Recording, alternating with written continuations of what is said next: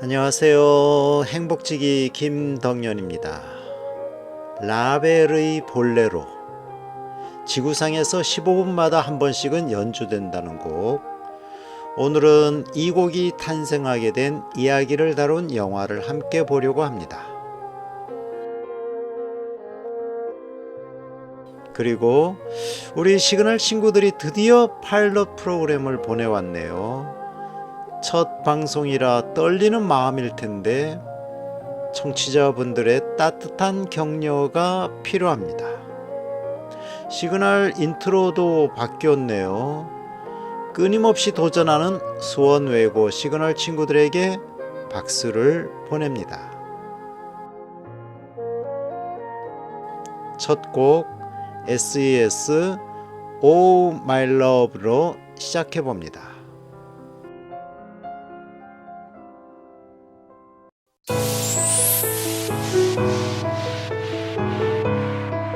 학교 이야기가 궁금하신가요? 김덕연의 행복한 학교 이야기.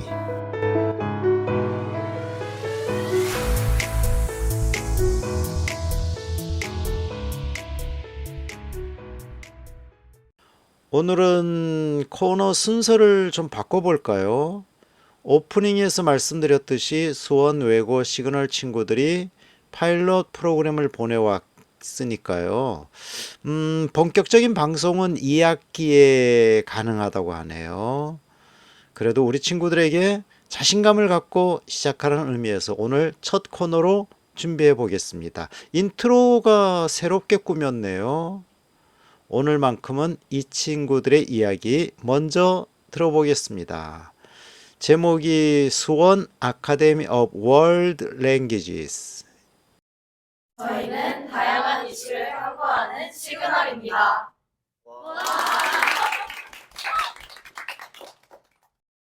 안녕하세요. 저희는 오늘 수원외국어 고등학교에서의 생활과 재밌었던 에피소드에 대해 알려드릴 윤아경, 윤지연입니다. 우선 저는 올해로 수원외국어 고등학교에서 생활한 지 2년째인데요. 학교에 다니면서 많은 경험을 하였고 그동안 정말 많이 울고 웃었던 것 같습니다. 그럼 제가 먼저 수원외고에서의 생활을 간단히 말씀드릴게요. 저희 학교는 모두 6시 40분에 기상하고 8시부터 영자습을 시작해요. 자습시간이 끝나면 9시부터 여느 학교와 다르지 않게 7교시의 수업을 진행하고 5시부터 8자습을 열심히 합니다. 저녁시간 1시간 후에는 7시 20분부터 11시 10분까지 야간자습을 진행합니다. 이러한 규칙적인 생활은 솔년들에게 건강한 생활습관을 만들어주며 균형 잡힌 공부를 가능하게 합니다. 이제는 지연이에게 물어보고 싶은 점이 생겼는데요. 처음 학교에 온 후 겪었던 에피소드와 힘들었던 점에 대해서 물어보고 싶어요. 가장 기억에 남는 에피소드가 있나요? 이건 저희의 바로 옆방에서 있었던 일인데요. 최근에 그 방에서 바퀴벌레가 나왔다는 이야기를 들었어요. 그리고 저희 방에서도 정체 모를 벌레가 나오는 바람에 하수구, 창문 틈 사이의 구멍 등 막을 수 있는 것이라고는 다 막았어요. 아직 3달밖에 되지 않았는데 벌써 이런 경험을 하게 되니까 앞으로가 조금 두렵네요. 또 저희 학교는 기숙사 학교인 만큼 기숙사에 반입이 가능한 물품과 아닌 물품이 뚜렷합니다.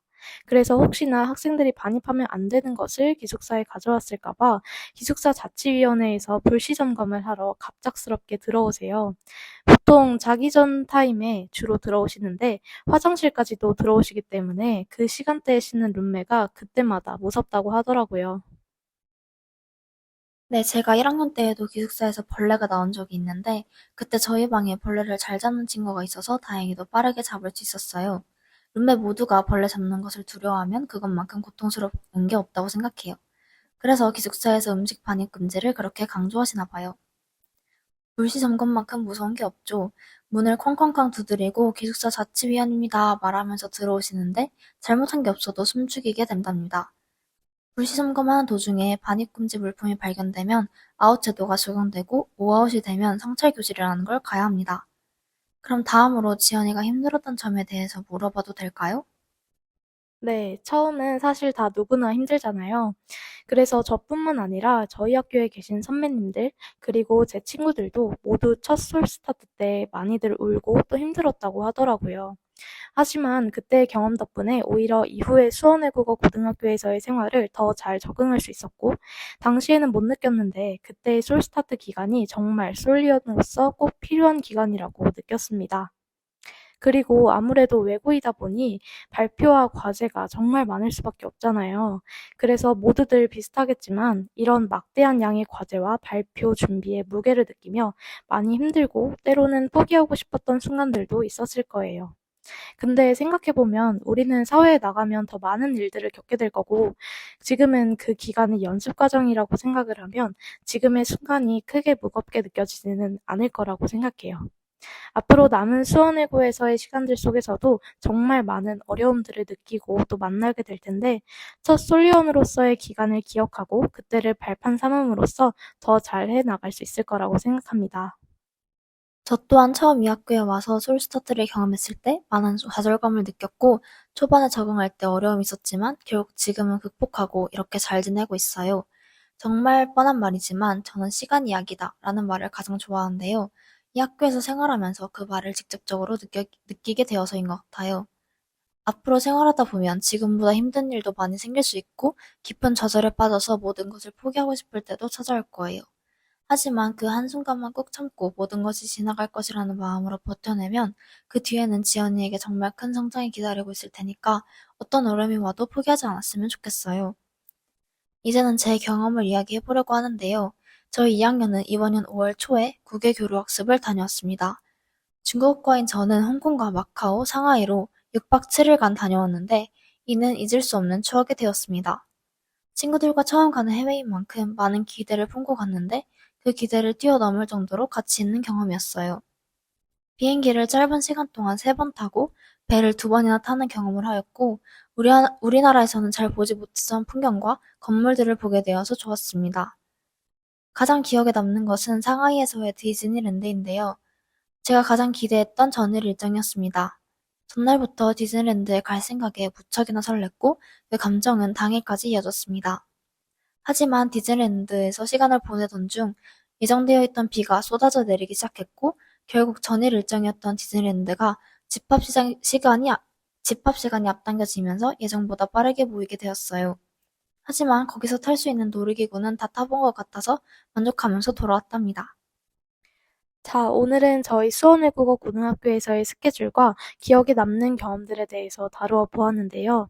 오늘의 이야기를 준비하면서 그동안 배우고 느꼈던 경험들을 다시금 떠올릴 수 있는 시간을 가져 뜻깊었습니다. 또 저보다 먼저 많은 걸 경험하신 나경 선배님께서 에피소드를 풀어주시면서 더불어 따뜻한 말씀 해주셔서 너무 감사했습니다.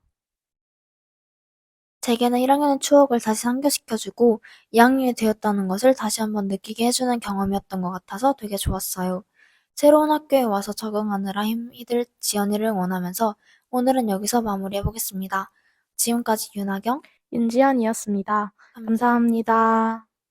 지금 여러분은 수원공동체 라디오 김덕년의 행복한 학교 이야기를 듣고 계십니다. 오, 첫 작품의 설렘이 고스란히 묻어나네요. 구성도 좋고 진행을 한 학생들의 발음이나 내용 다 좋죠. 굳이 흠을 잡는다면 전체 시간이 좀 길었죠. 라디오니까 6분 정도 되던데 라디오는 집중해서 듣기보다는 그냥 편하게 배경처럼 흘러나오는 미디어 매체라 너무 길면 도중에 무슨 얘기를 하는지 잊어버리는 경우가 많거든요. 음악은 다나 위너의 이힐립의 디히. 다나 위너 목소리는 정말 천사 같죠? 다음 코너 들어갑니다. 유미라 선생님이 전하시는 직업의 세계, 세상의 모든 직업입니다. 세상의 모든 직업.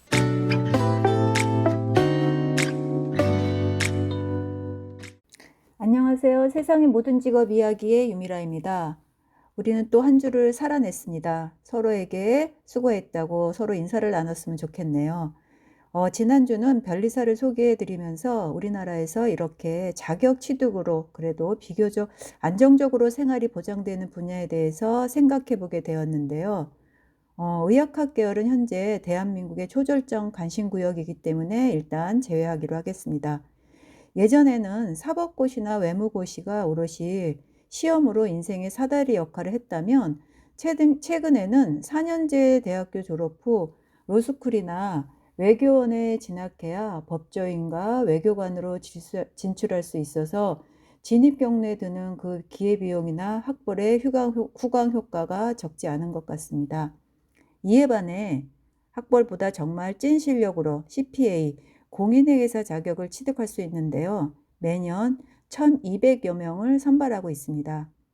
그 시험 응시 자격에 12학점 이상의 회계학 및 세무 관련 과목, 6학점 이상의 경영학 과목, 3학점 이상의 경제학 과목에 올해부터 추가로 3학점 이상의 정보기술 IT 과목을 이수해야 한다고 합니다. 그래서 경영학과 출신 응시자가 많기는 하지만요. 대학교에 재학하지 않아도 학점 은행제로도 필요학점을 이수만 하면 시험에 응시할 수 있습니다. 오히려 최근에는 사회적으로 이공계 전공의 회계사를 선호하고 있다고 합니다. 물론 난이도가 상당한 시험이라 몇 년 동안 도전하는 사람도 봤고요. 반면에 한 번에 합격하는 사람도 있습니다. 정말 학벌을 떠나서 실력으로 취득할 수 있는 자격이라고 생각하는데요.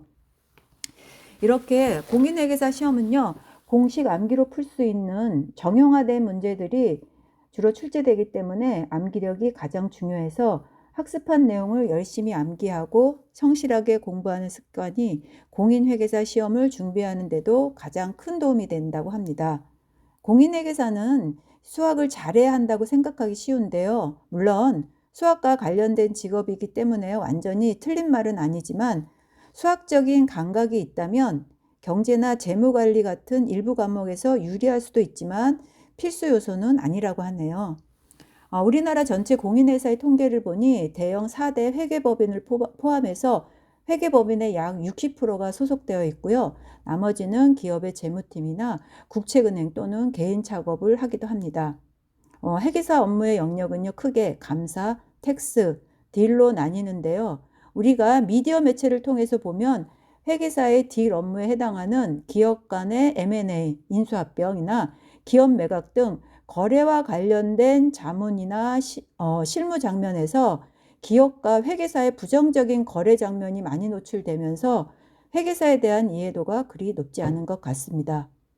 또 다른 회계사의 영역은요, 감사로 회사가 작성한 회사의 재무 상태와 경영 실적을 보여주는 회계보고서인 재무제표가 올바르게 작성됐는지 인증하는 일로 이때 매출이 하락한 회사가 실적이 부진하다는 내용을 담은 보고서를 발표했다면 적정한 보고서이겠지만 반면 실제 실적을 부풀린 흔적이 있다면 부정한 보고서인데요. 이러한 장면에서 회계사의 역할과 윤리의식은 정말 중요한 것 같습니다.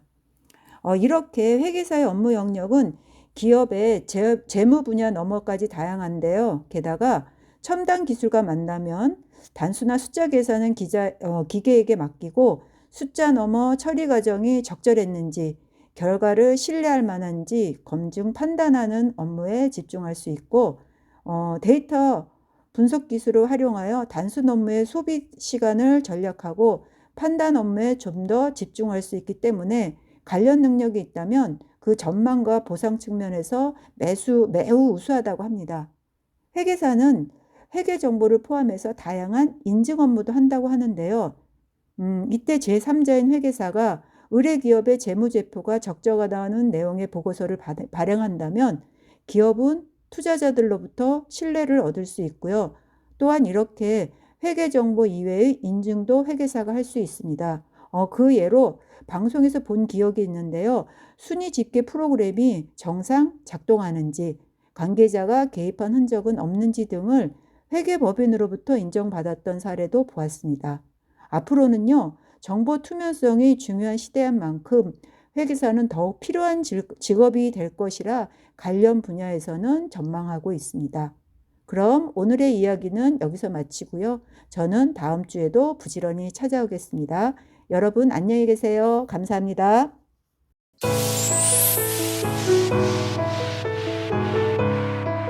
학교 이야기가 궁금하신가요? 김동연의 행복한 학교 이야기.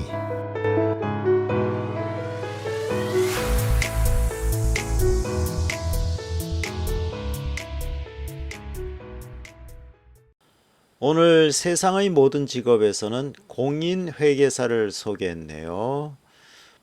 그리고 음악은 린 앤더슨의 로즈 가든 듣고 왔습니다. 로즈 가든 이 곡에 얽힌 재밌는 일화가 있는데요.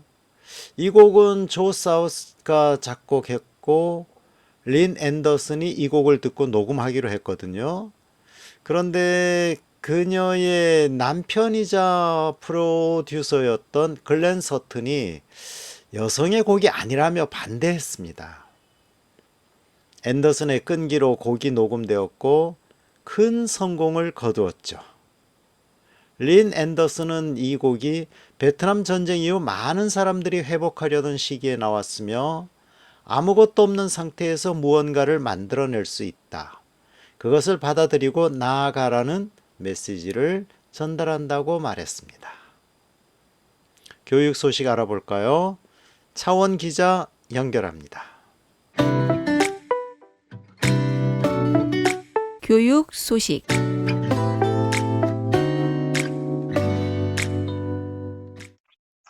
차원 기자님 안녕하세요. 네, 안녕하세요. 교육원룸창 기자 차원입니다. 반갑습니다. 네, 이제 이재명 시대가 왔네요. 그렇죠. 오늘 바로 임기를 시작을 했죠. 네네. 아무래도 우리가 궁금한 것은 이재명 정부의 교육 정책이 궁금할 거란 말이에요. 네, 맞습니다. 네, 혹시 뭐 이거와 관련된 기사를 혹시 정리해서 말씀해 주실 수 있을까요? 오늘 이재명 대통령의 교육 공약을 정리한 그 기사가 나와서 거기 관련해서 말씀을 드리려고 합니다. 네, 리박 스쿨 사태 늘봄, 온 동네 돌봄으로 탈바꿈, 시민교육 활성화라는 제목의 윤근혁 기자의 기사고요.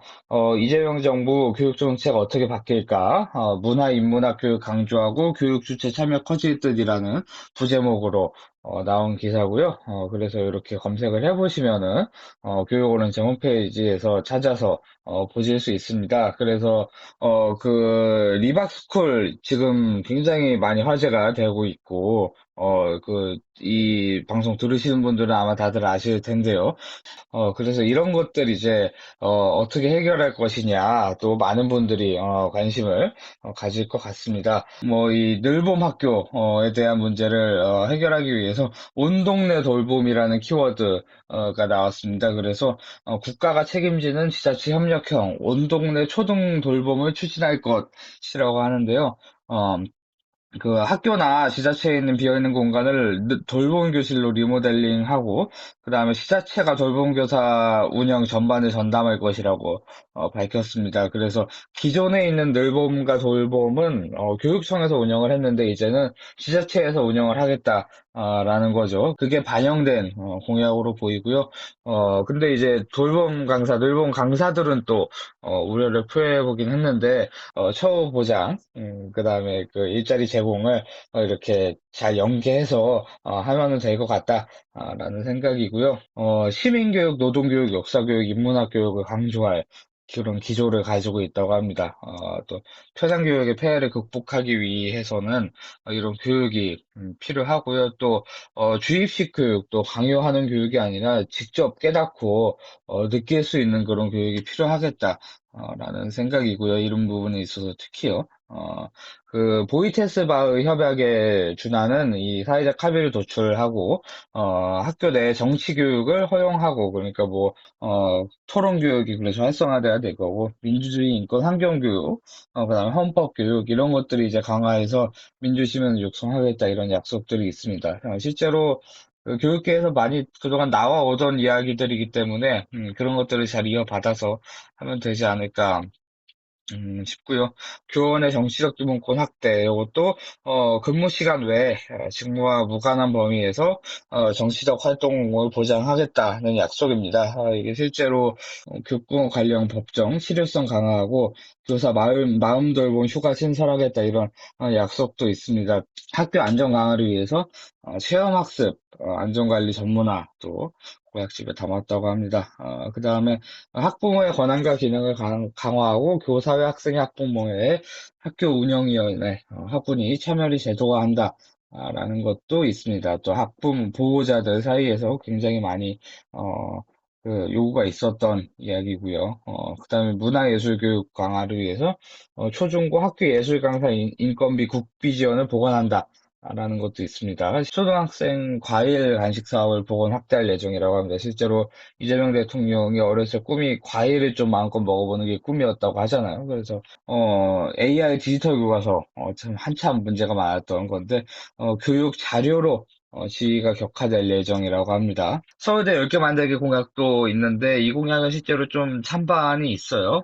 그래서 그 수도권 중심의 불균형을 해소하기 위해서 지방에 있는 국립대학교들도 키우겠다. 이런 공약인데요. 선곡은, 이재명 대통령 당선을 보면서 아마 많은 분들이 이 노래들을 떠올리셨을 것 같은데, 뮤지컬 시킬인 하이드의 그때 유명한 곡이죠. 지금 이 순간 준비를 해봤고요. 그 뮤지컬 배우 홍강호 씨가 부른 버전으로 함께 들어보시도록 하겠습니다. 네, 감사합니다. 네, 수고하셨습니다. 네, 고맙습니다. 지금 여러분은 수원공동체 라디오 김덕년의 행복한 학교 이야기를 듣고 계십니다. 학교와 영화.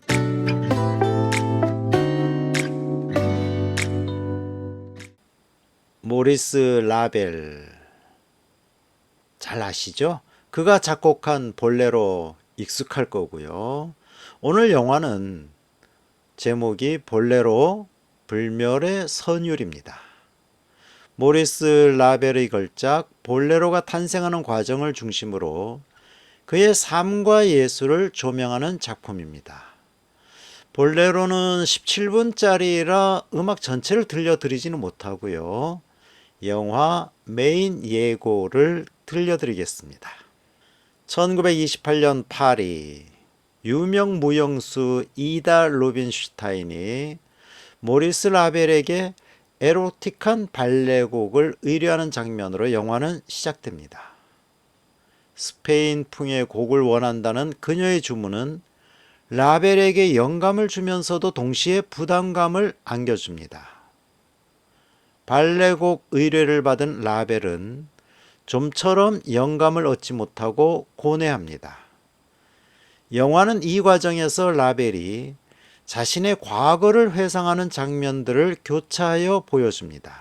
라벨이 여러 번 로마 대상에서 탈락하며 겪었던 좌절감, 제1차 세계대전이 그에게 남긴 아픔과 트라우마, 라벨에게 큰 영향을 미쳤던 어머니의 죽음으로 인한 슬픔, 그리고 그의 예술적 영감의 원천이었던 미시아 세르와의 복잡한 관계. 이러한 회상 장면들은 라벨이라는 인간의 내면과 그의 예술 세계에 대한 깊이를 더해줍니다. 라벨이 영감을 찾아 헤매는 과정에서 그는 규칙적으로 반복되는 기계 소리나 공장의 움직임에서 볼레로의 반복적인 리듬과 구조에 대한 힌트를 얻습니다. 마침내 볼레로가 초연되는 장면은 영화의 클라이맥스 중 하나입니다.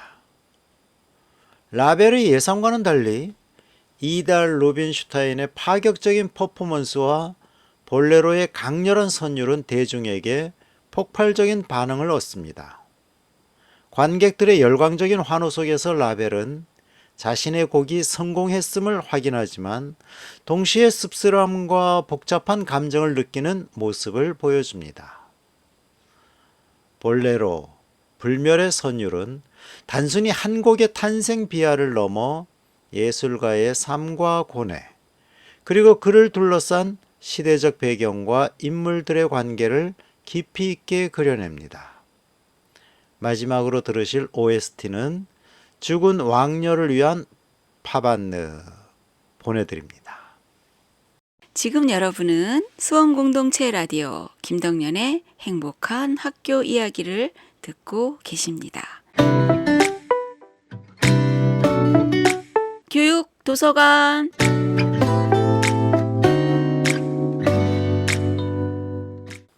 반고흐 영혼의 편지.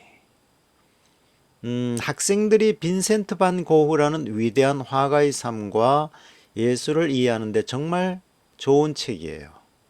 단순히 그의 그림을 보는 것을 넘어 그가 어떤 생각을 하고 어떤 고민을 하며 그림을 그렸는지 고흐 자신의 목소리로 직접 들을 수 있는 책이라고 생각하면 됩니다. 어떤 내용이 담겨 있을까요? 이 책은 고흐가 자신의 동생 테오에게 보낸 편지들을 엮은 것이에요. 고흐는 평생 동안 테오와 아주 가깝게 지냈고 모든 것을 털어놓는 사이였죠.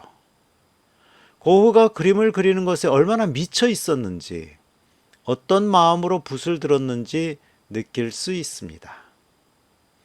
그림 한 점 한 점에 담긴 그의 생각과 노력을 엿볼 수 있죠.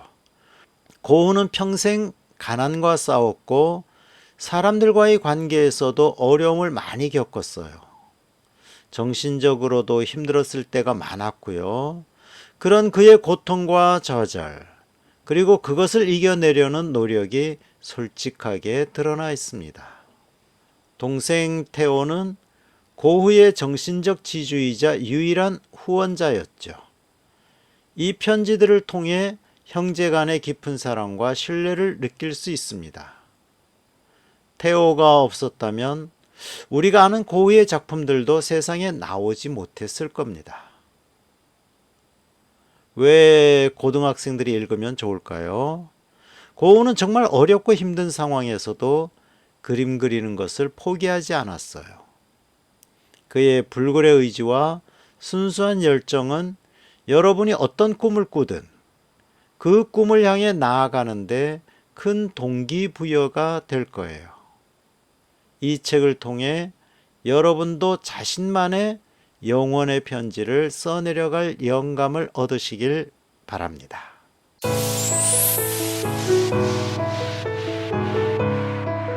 학교 이야기가 궁금하신가요? 김덕년의 행복한 학교 이야기.